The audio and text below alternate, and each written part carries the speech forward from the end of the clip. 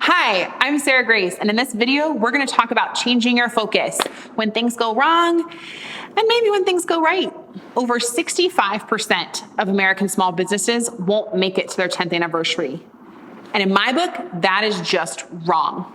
And here at Mackey, we want to change that. And we believe there are 5 fundamental shifts that need to happen in order to change that statistic drastically. Bring your heart to work, use data as a convener, change your focus, stop being a fulcrum, and build a better toolbox. That's all you have to do. It's not hard, right?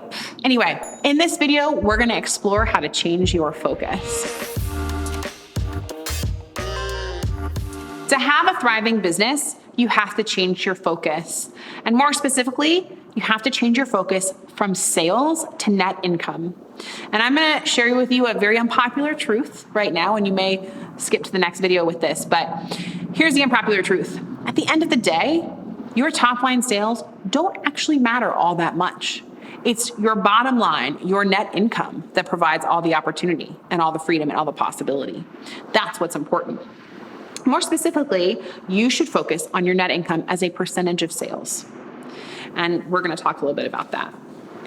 In an NYU study, they found that the average net income percentage for a U.S. business is 7.7%. So what that really means is that for every $100 a business generates in top-line sales, they get to keep $7.70. So to put that in perspective, if you invested in the S&P 500, you get an average return of about 10% over the long term. So maybe not the most good feeling at the end of the day, right? And I will tell you that when you change your focus from sales to net income, it will be painful. You will look at this and you'll say, I worked this hard for this? Like I worked this hard. I cried and I drank and I missed my friends, I missed my family, I missed all these things. For this, it will be painful. And so what I want you to do is throw yourself a pity party. Wallow a little bit, like really feel it.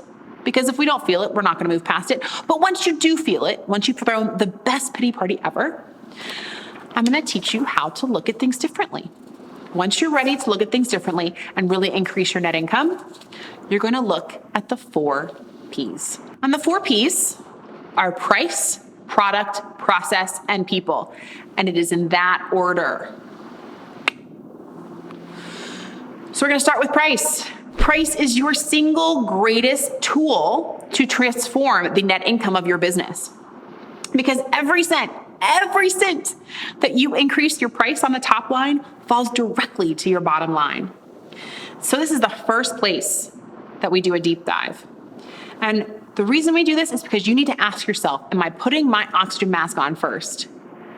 Because equitable pricing is a radical act of self-care. I'm going to say that again. Equitable pricing is a radical act of self-care because you are who define your value in the marketplace. And I know that's really scary. It's really scary to plant your flag and say, I am valuable. Like, I get that. So it doesn't have to be all or nothing. I'm not saying go out there and change your pricing by 50%. That's probably insane. But there are lots and lots of ways that you can do this. You can A/B test, right? Maybe you price one person at $12 and another person at $10. Or maybe you upcharge on a small thing. Maybe your shipping goes from $4.99 to $5.25. And you could be saying, I love my customers. My customers will leave me if I increase my pricing. That's not actually true, studies have shown, but I feel your fear. I understand your fear. So institute legacy pricing. So for all of your current clients, they're on one type of pricing plan, but now that you know your worth, you set out on a new path for everybody else who's going to come through your door. And I get it. It's scary. But this is a value conversation. This is a self-care conversation, and you must have it, and you must have it routinely, okay? Because you just doing this new pricing, that's really exciting. But if you don't look at it every year, 18 months, 2 years, you're going to go back to the same place you were in, where your net income is dragging, and you're getting more stressed out, and you don't know how you're going to keep your doors open at the end of the day some days. So pricing is the first place you look when you're unhappy with your net income. Second, We're going to look at products and services, specifically your mix, because that is really, really important. So what are your customers buying? What are they actually buying from you? And how much are they buying from you? Are your products and services actually profitable? There are lots of times where people have done this work and they have realized that they are losing money on some of the things that they are selling. Or it could even be that they're not as profitable as you modeled or planned for. So that's very, very important. And it leads me to the next P. So if you are not having really profitable products and services, the next thing to do is look at your processes, or to be fair, your lack of processes, okay? So processes are all about where you can improve. And the way I like to describe this is with hams and friction. Go with me, it sounds weird. The ham story, okay? The ham story is my best metaphor for how we get stuck within our processes.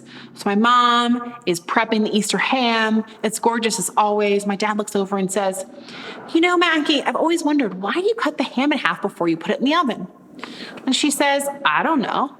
That's how my mom taught me." So they call my nanny and they say, "Hey, nanny, why do you cut your ham in half? Like, does it make it crispier? Like, what does it do?" And she said, "I don't know. That's just how I was taught by my mother." So they call my great-grandmother and they say, "Hey, we were just wondering, like, why do we cut the ham? Like, what is this magic?" And she said, "I just didn't have a pan big enough." So two generations of women are cutting their hams needlessly. And I don't care if you've been in business 6 weeks or 60 years, you have hams. You have ways of being, habits of being in your business that no longer serve you. So find those, because if you find those, you can decrease friction. And we want to decrease friction. Friction is what causes inefficiency. And so a great example that would be something easy to implement are paperless contracts. Do you still send paper contracts? A lot of people do. I kind of think it's bananas. Or maybe you send digital contracts, but you don't send them with an e-signature platform. So people still have to print them off and resend them anyway. That's friction. Get rid of it. Sign up for PandaDoc, for Christ's sake. Like, just do it, okay? So when you're looking at your product, look for the hams, look for the friction. And the best way to do this is to ask your team. Say, "Team, if I could solve one problem for you, what would it be?" And they're probably going to say something that is really manageable that you haven't seen, because it's just how you've always done it. And your newest team members are going to be the best for these golden nuggets, okay? So next, and lastly, we look at people. And we look at people last for a reason. So first, when we say people, we do mean clients. Because just like your products and services could be profitable or unprofitable, your client mix could be profitable or unprofitable. So you need to understand who you want to work for, who's profitable, and who's not.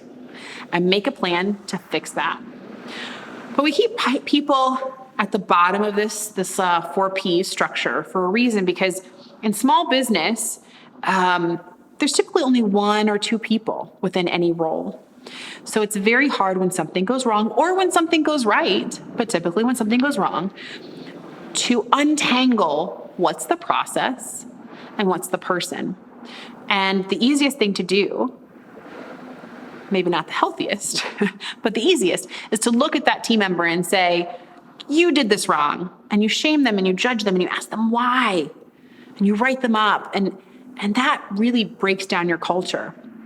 Instead, we should be looking at the third P, the process. Was there a process or lack of process that failed them?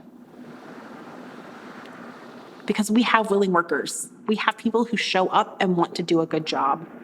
So we have to assume positive intent when it comes to people, first and foremost. But let's get uncomfortable for a minute. Even if we can assume positive intent and we can make processes great and supportive, there are going to be people that don't fit. And when there are people that don't fit, you're going to ask 3 questions of yourself and of them. 1, do they need more support? Do they need more education, more training, more systems that you're not seeing? And if that's a no, you go on to the next question. 2, are they on the right seat? Are they where they need to be on my bus? Maybe it's just a role fit. problem. Maybe they are great with your culture, they're great with your team, they just need to go to a different place within the bus. And if that's a no, the next question is, are they on the right bus? I hate when I get to that question. And as a leader, we've all gotten to that question. But what I'm going to leave you with in these 4 Ps is that when you get to that question and it's a no, they're not on the right bus, the most loving thing you can do for that team member is to help them find the place where they are on the right bus and they are on the right seat. So as hard as it's going to be and as painful as it's going to be, and as much as you don't want to do it, it is the most loving thing you can do. And there you go. Those are your 4 Ps of increasing your net income and changing your focus, right? Price, product, process, and people. I hope you liked this video. And if you did, please like it, please share it. And more importantly, tell me other topics you'd like me to ramble on about, because I love talking to a camera, especially about this stuff. Thanks for watching.